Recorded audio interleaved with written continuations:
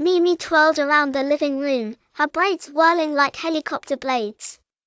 Today was her special playdate, and excitement fizzed inside her like lemonade. "Today is my playdate," she cheered, spinning so fast she almost toppled onto the carpet. Her two best friends were coming over, Leo, who loved dinosaurs and silly jokes, and Amara, who wore spotty socks and could hop on one foot for a whole minute.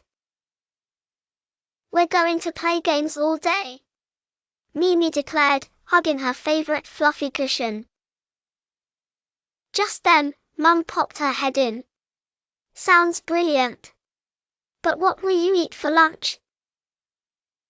Mimi grinned a super cheeky grin. "Easy. We'll order a giant pizza." But Mum's eyes twinkled. She had a different idea.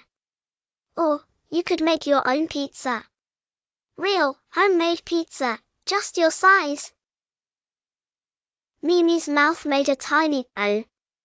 "Make it from scratch."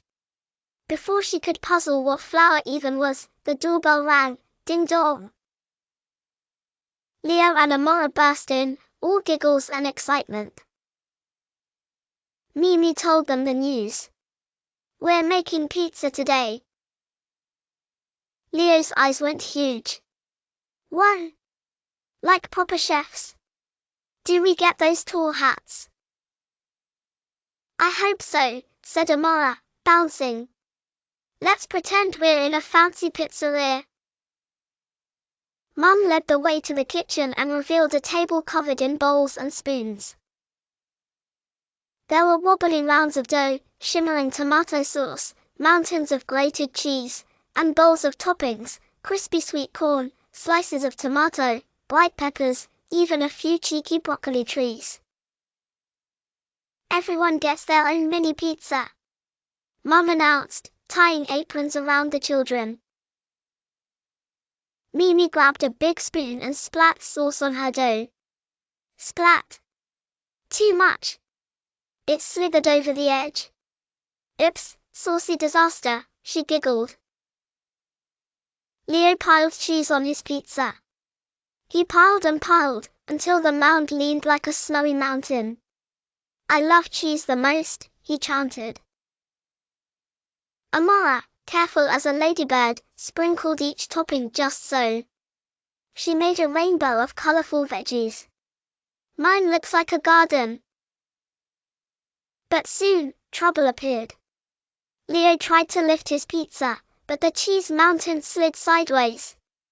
Sauce oozed onto the tray, and some of Amara's rainbow peppers rolled away. Mimi's pizza sagged in the middle, her sauce had made it wobbly. "Oh, crumbs," Mimi sighed. "Did we do everything wrong?" Mum knelt down. "Every chef has a wobbly pizza sometimes.